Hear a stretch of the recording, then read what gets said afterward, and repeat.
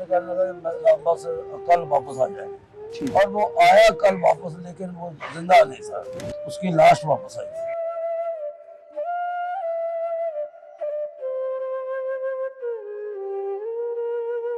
वो बच्चा मेरा नहीं बचा, और मेरा ये वक्त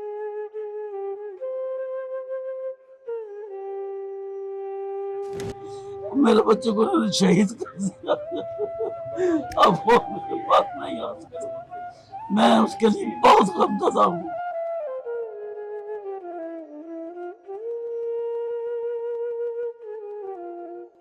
पीछे से फायर किया उन्होंने। अच्छा। और उसके ये सारा हिस्सा ही स्क्रैच हो गया हुआ।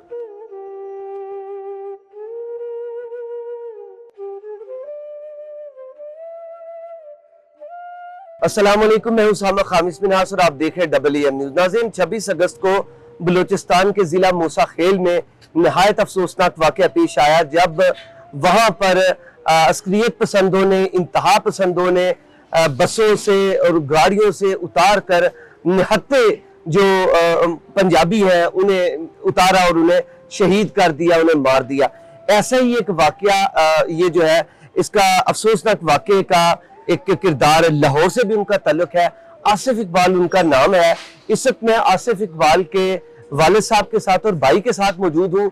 इनका ताल्लुक लाहौर से है। ये वहाँ पर बलूचिस्तान में गए थे, लेकिन उन्हें उनकी गाड़ी से उतार कर उन्हें शहीद कर दिया गया। ये सारा वाक़या क्या है, आसिफ इकबाल के वालिद साहब इकबाल मसीह साहब मौजूद है, इनसे जानते हैं। अस्सलाम वालेकुम जी। सर ये बताइएगा, पहले तो नहायत अफसोसनाक वाक़या है, हम WM न्यूज़ की पूरी टीम और तमाम पाकिस्तानी इस पे दिली रंज का इजहार करते हैं। मुझे बताएं वाक़या कैसे पेश आया। बेटा ये तमाम मीडिया से जब ये पता चला है कि वहाँ पे रड़ा शिम जगह है का नाम है मूसा खेल, मूसा खेल में, हाँ जी, रड़ा शिम के मुकाम पे उन्होंने नाका लगाया हुआ था और लोगों को उतार के वो लेवी की वर्दी पहने हुए बंदा वो चेक करता था भाई शनाख्ती कार्ड, और उन्होंने कहा कि जो पंजाबी है वो साइड पे उतर जाए और जो दूसरे बलोची में बैठे रहे। और ये हमारे दोनों बच्चे, एक मेरे बेटे का दोस्त है और एक आसफ जो है वो मेरा बेटा है, उन दोनों को भी उतारा उन्होंने, और सुबह 4 बजे के करीब उन्होंने उनको शहीद कर दिया। बाकी उनके साथ 21 आदमी और भी थे, वो भी पंजाबी थे, और पंजाबियों का नाम लेके उन्होंने मारा है। ये जो आसिफ है, आसिफ वहाँ पर क्या करने गए थे बलूचिस्तान में? घूमने के लिए गए थे। आसिफ मेरा बेटा यहाँ पे PHA में माली मुलाजिम है, वो परमानेंट मतलब मुलाजिम है, वो माली का काम करता है और 12 साल हो उसको काम करते हुए। अच्छा। हाँ जी, परमानेंट मुलाजिम। अपने दोस्त के साथ गए थे? अपने दोस्त के साथ वैसे ही घूमने। आपसे आखिरी बार क्या बात हुई, उन्होंने क्या कहा आपको? आखिरी बात जब वो नीचे उतरा है दोस्त के साथ जाने के लिए कि भाई आ जाओ चलें, तो उसने कहा अच्छा डैडी मैं चलता हूँ। तो मैंने उसको कहा यार कहाँ जा रहे हो? कहते मैंने बताया नहीं, मैं कोयटा जा रहा हूँ। और मैंने अक्सर उसको इस जगह इस तरफ जाने से मना किया हुआ था कि सफ़र बहुत लंबा है, बच्चा थक जाएगा, आने जाने में 24-48 घंटे कम से कम लग जाते हैं जी। तो मैंने कहा बेटा मतलब ठीक है आप जाते जाओ। और उसने कहने लगा बस कल वापस आ जाए, ठीक। और वो आया कल वापस, लेकिन वो जिंदा नहीं था, उसकी लाश वापस आई। वहाँ पर जाके बलूचिस्तान में वहाँ से कोई कॉल वगैरह की थी कि मैं पहुँच गया हूँ? जी नहीं, वही तो मैं करने के लिए उसको यानी 7 बजे मैंने वो फ़ोन करना शुरू किया, उसका फ़ोन नहीं लग रहा था। तो मुझे ये फिक्र हो गई कि यार फ़ोन नहीं लग रहा, पता नहीं क्या परेशानी बनी है। 9 बजे एक अननोन नंबर से वो कॉल आई, अननोन नंबर वो मतीउल्लाह कांस्टेबल का था। उसने फ़ोन पर पूछा जी कि मैं इकबाल मसीह साहब से बात करना चाहता हूँ। अच्छा। मेरी बेटी ने फ़ोन रिसीव किया, उधर से उसने पूछा कि आप मोहतरमा कौन है? उसने कहा जी मैं आसिफ इकबाल की बहन हूँ। अच्छा। हाँ जी, तो मेरा भाई ठीक तो है। उसने कहा कि यहाँ पे एक दस्तगर्दी हुई है राणा सिंह में मूसा खेल में, तो उस दस्तगर्दी में 23 आदमियों में आपका भाई आसिफ इकबाल जो है वो भी शहीद हो गया। मुझे ये बताइएगा कि आसिफ इकबाल कैसा बेटा था اور آخر ادھر اس آپ کی نے پالا پوسا بڑا کیا، پھر وہ سارا آپ نے دیکھا ہے، کیسا تھا؟ میرا بیٹا جو ہے وہ نہایت شریف اور کسی سے جھگڑا کرنے والا نہیں تھا، اور وہ سب کا سب جو ہے یعنی وہ میرے بچوں میں جیسے گھر کے بچوں میں کوئی ایک ہیرو ہوتا ہے، وہ بچہ میرا ہیرو تھا، اور میرا ہیرو کے ساتھ وہ چھین لیا، میرے بچے کو انہوں نے شہید کر دیا، اب وہ میرے پاس نہیں آ سکتا، میں اس کے لیے بہت غمزدہ ہوں۔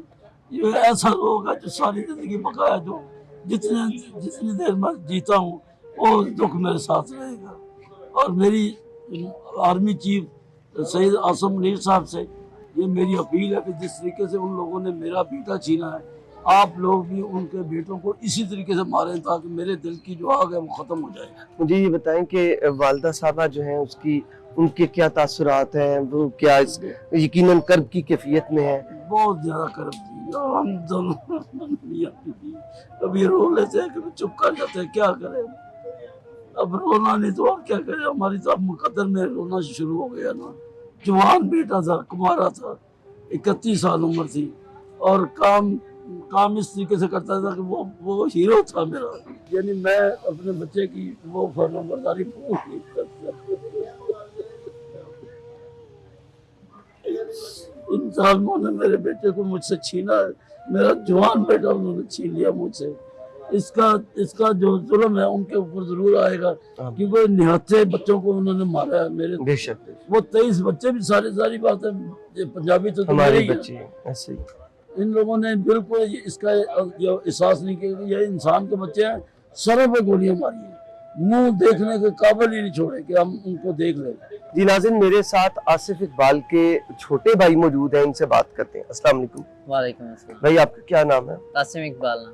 قاسم بھائی بتائیں کہ آصف بھائی نے جب ادھر سے گئے ہیں تو آپ سے ملاقات ہوئی تھی؟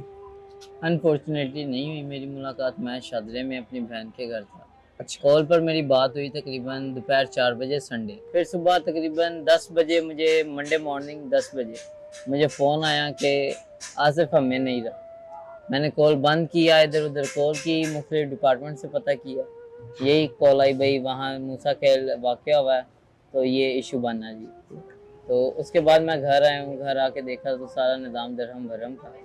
باڈی کی کیا حالت تھی اس وقت جب آپ نے دیکھا؟ باڈی کی کنڈیشن یہ تھی، میں آپ کو موبائل سے تصویر دکھاتا ہوں اور میں چاہتا ہوں کہ آپ اس کو وہ ہم اس میں ضرور وہ کریں گے، آپ مجھے بتا دیجئے کہ فائر لگا، پیچھے سے فائر کیا انہوں نے، اچھا، اور اس کے یہ سارا حصہ ہی اسکریچ ہو گیا ہوا، فیس دیکھنے کے قابل تھا؟ نہیں بالکل قابل نہیں تھا، ایون ہم نے دیکھا پہچان میں بھی نہیں آ رہے تھے؟